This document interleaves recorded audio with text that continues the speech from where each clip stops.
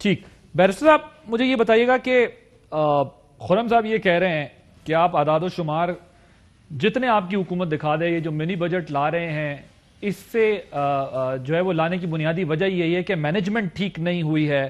Import export آپ جو دکھا رہے ہیں، امپورٹ اس سے کئی گنا زیادہ بڑا بل آپ کے سامنے ہے. اگر ہم ٹیکنیکل بحث سے نکل جائیں تو وہ کہتے ہیں جو 50 چیزیں ایک عام بندے کے کھانے پینے کی ہیں وہی ایکسیسیبل نہیں رہتی ہیں، اگر مہنگی اور ہو جاتی ہیں تو کس طریقے سے جو ہے وہ کسی بندے کو پتا چلے گا کہ یہ حکومت اس کی معیشت جو ہے وہ ترقی کر رہی ہے یا آگے بڑھ رہی ہے؟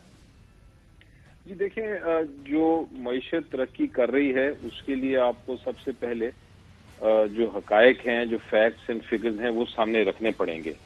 اس کو اگنور کر کے تو ایک جنرل بات تو ہر کوئی کہہ سکتا ہے کہ جی مہنگائی ہو گئی، اکانومی ٹھیک نہیں کر رہی.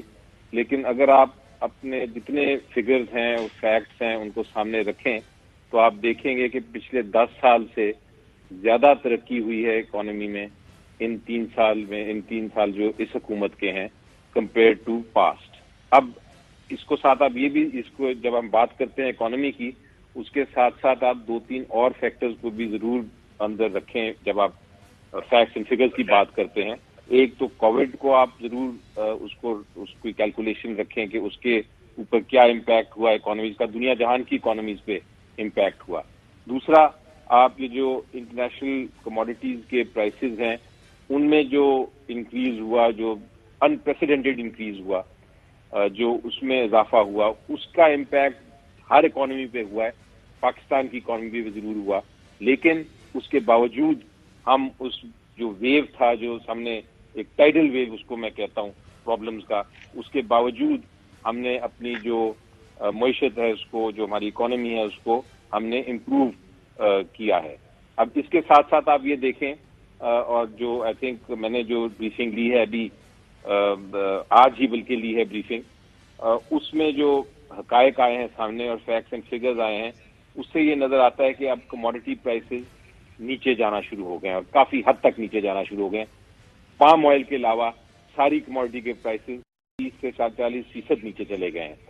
اس کا امپیکٹ جو کیلکولیشن کی جا رہی ہے، اس کا امپیکٹ اگر سادے الفاظ میں بتاؤں تو اسی مہینے میں آپ کو نظر آنا شروع ہوگا. اور اس کے ساتھ ساتھ آپ یہ دیکھیں گے کہ جو پرابلمز تھے، ہماری سب سے زیادہ پرابلم جو نظر آیا تھا وہ مہنگائی کا تھا. اس میں 2 فیکٹرز تھے. ایک تو یہ جو بین الاقوامی پرائسز تھے وہ تو نیچے آ رہے ہیں، اس سے تو کنٹرول ہوگا. دوسرا پرابلم یہ تھا کہ جو مڈل مین کا مسئلہ تھا، جو ہم نے بجٹ میں بھی لے کے آئے تھے کہ ہم مڈل مین کو کنٹرول کریں گے کیونکہ پرائسز ان کی وجہ سے بھی بہت بڑھتے ہیں. ان کے اوپر بھی جو اقدامات ہونے جا رہے ہیں اسی مہینے، وہ بھی، اس کا بھی امپیکٹ آپ کو نظر آنا شروع ہوگا. چلیں اور اب یہ تیسری چیز جو آپ کو جی جو آئی تھنک جو آپ دیکھیں گے بڑی جلد، وہ ہے جو سہولیات دینی ہے احساس پروگرامز کے ذریعے ان لوگوں کو جو ایسٹیمیٹڈ ہے کہ کروڑہا لوگ ہیں جن کو سبسڈیز دی جائیں گی. اس کا بھی آج انڈیکیٹ کیا فائنانس منسٹر نے اپنی اسپیچ میں، لیکن مجھے بھی معلوم ہے، تھوڑی سی انفارمیشن ہے کہ وہ پروگرام آلموسٹ اپنی کنکلوژن تک پہنچ گیا ہے اور وہ بہت جلد آپ کے سامنے آ جائے گا. تو یہ ساری چیزیں جب آئیں گے تو آپ کا یہ جو اپوزیشن کا یہ جو ڈیمانڈ ہے یا جو ان کی بات ہے کہ مہنگائی بہت ہو گئی، وہ سارا جو ہے اس میں سے ہوا نکل جائے گی انشاءاللہ. اوکے، چلیں اب میں خرم صاحب ذرا اس سوال کو تھوڑا اگر آپ بریف مجھے رسپونڈ کر دیں، کیونکہ پھر میں ذرا ای وی ایم والے مسئلے پر بھی اور ایک اور معاملے پہ بات کرنی ہے. اب وہ کہہ رہے ہیں کہ آگے اب دیکھیں احساس پروگرام بھی آ جائے گا، 2-3 مہینے بعد آپ دیکھیں گے کہ جو ٹرکل ڈاؤن افیکٹ ہے وہ آپ کو نظر آئے گا، انٹرنیشنل پرائسز بھی ڈاؤن ہوں گی. یہ تمام افیکٹ جو ہے وہ 2 سے 3 مہینے میں. تو اپوزیشن خود 2-3 مہینے میں کہاں کھڑی ہے؟ کیونکہ آپ لوگوں نے تو کہا تھا کہ یہ جو منی بجٹ اگر آئے گا یا اگر حکومت مزید جو ہے وہ مہنگائی کرے گی تو پھر ہم جو ہے وہ سخت احتجاج کریں گے. آپ لوگوں کی کیا پوزیشن ہے؟ آپ لوگ بھی اسی طرح چلاتے رہیں گے کام جس طرح بیانات سے حکومت چلا رہی ہے؟ جی، پہلے 2 حقائق سامنے رکھنے پھر میں آپ کا سیاسی سوال کا جواب دیتا ہوں. پہلا تو یہ ہے کہ عمران خان صاحب نے 30,000 ارب کا بہت بڑا ڈرم بجایا تھا، ڈھول بجایا تھا، لیکن اب یہ حکومت پچھلے 3 سال 3 مہینے میں 20,700 ارب کے قرضے لے چکی ہے. تو پاکستان کے 71 سال میں 30,000 ارب اور صرف 3 سال 3 مہینے میں 20,700 ارب. تو جو 40% ہے پاکستان کے قرضوں کا وہ عمران خان نے لیا ہے، جس کے یہ خود ذمہ دار ہے، کیونکہ انہوں نے آتے ہی انٹرسٹ ریٹ بڑھا دیا، پاکستان کی جو انٹرسٹ پیمنٹس تھیں وہ ڈبل کر دی. دوسری بات یہ ایک بہت بڑی بات جو ہے کہ مسلم لیگ نون کے دور میں ایک دانہ گندم اور ایک ذرہ چینی امپورٹ نہیں ہوتی تھی، تو لہذا ان کی بین الاقوامی قیمتیں جو بھی ہوں، پاکستان اللہ تعالیٰ کے کرم سے اس وقت گندم میں اور چینی میں خود مختار تھا، جس کی وجہ سے ہم تو ایکسپورٹ کر رہے تھے، ہمارے پاس اتنی تھی.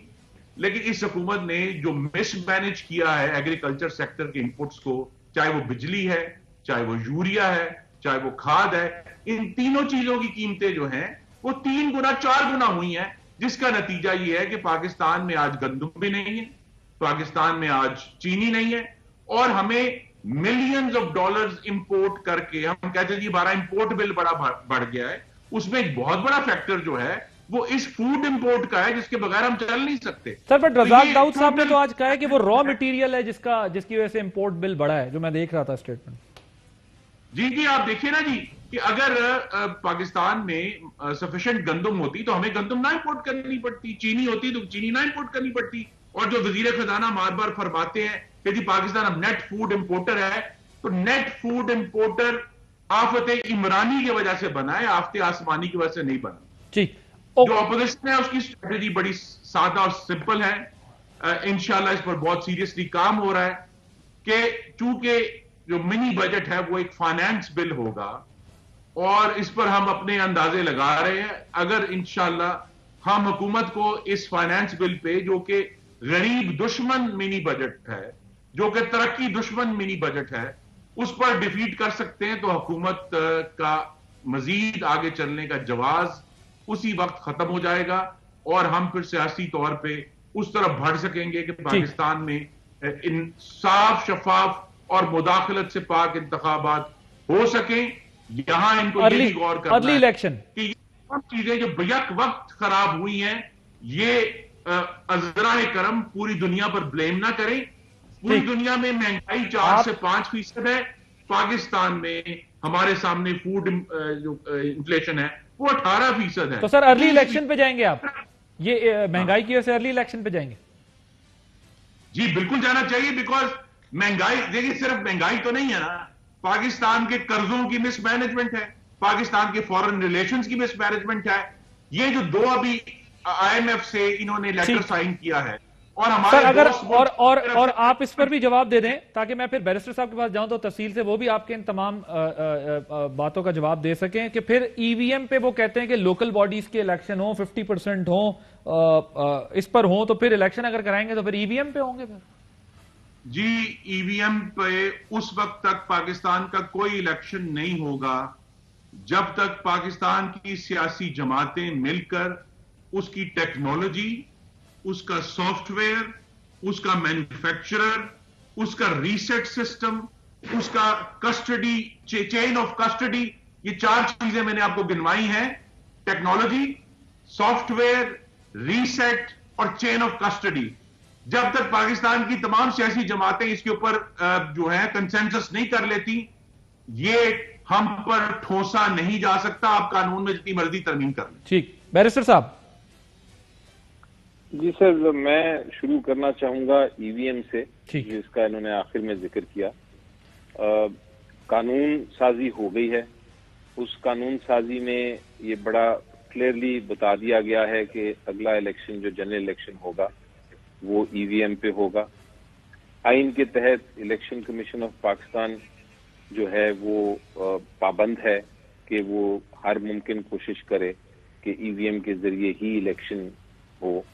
اب جہاں تک تعلق ہے، اچھی بات کی انہوں نے، اچھی بات ہے کہ 4 کنڈیشنز لگائیں کہ یہ چاروں کنڈیشنز دیکھنی ہیں. ایک کہ چین آف کسٹڈی کیا ہوگی کہ وہ اس کی جو مشین ہے وہ کہاں رکھی جائے گی، دوسرا کہ اس کو مینوفیکچر کون کرتا ہے، تیسرا کہ ٹیکنالوجی کیا ہے. قانون نے اس کی بات نہیں کی اور جائز طریقے سے بات نہیں کی. یہ سارا معاملہ کہ کون سی مشین ہونی چاہیے، اس کو کیسے رکھا جائے گا، اس کو کیسے استعمال کیا جائے گا، اس پہ ٹریننگ کیسے ہوگی، اس میں سے کیا ٹیکنالوجی ہوگی, کیا سافٹ ویئر ہوگا, کتنا وقت لگے گا, یہ سارے اختیارات جو ہیں قانون اور آئین کے تحت الیکشن کمیشن آف پاکستان کے پاس ہیں. اور الیکشن کمیشن آف پاکستان پہ ہم سب کو اعتماد ہے, وہ ان کا کام ہے الیکشن کرانا, ان کی ذمہ داری ہے صاف شفاف الیکشن کرانا. تو یہ چاروں جو کنڈیشنز ہیں یہ بالکل ان کو پوری کرنی چاہیے, ہونی چاہیے, اور وہ کریں گے اپنی ذمہ داری پوری آئین کے تحت. اور یہ اچھی بات جو مجھے لگی وہ یہ ہے کہ پہلے اپوزیشن کی طرف سے یہ آ رہا تھا موقف کہ ای وی ایم مشین ہی نہیں استعمال کرنی چاہیے, ٹیکنالوجی ہی نہیں استعمال کرنی چاہیے. اب جو کہہ رہے ہیں کہ ہاں استعمال کریں لیکن اس کی موڈیلٹیز پہ چلے گئے, ایسی رکھیں, تو وہ بڑی اچھی بات ہے. میرا خیال ہے یہی میں شروع سے کہہ رہا تھا کہ ایسی باتیں کریں, ایسی باتیں بتائیں الیکشن کمیشن کو بھی, حکومت کو بھی, تاکہ ہم سب ایک ہی جو آبجیکٹ ہے, ہم سب کا ایک ہی جو مقصد ہے کہ صاف شفاف الیکشن ہو.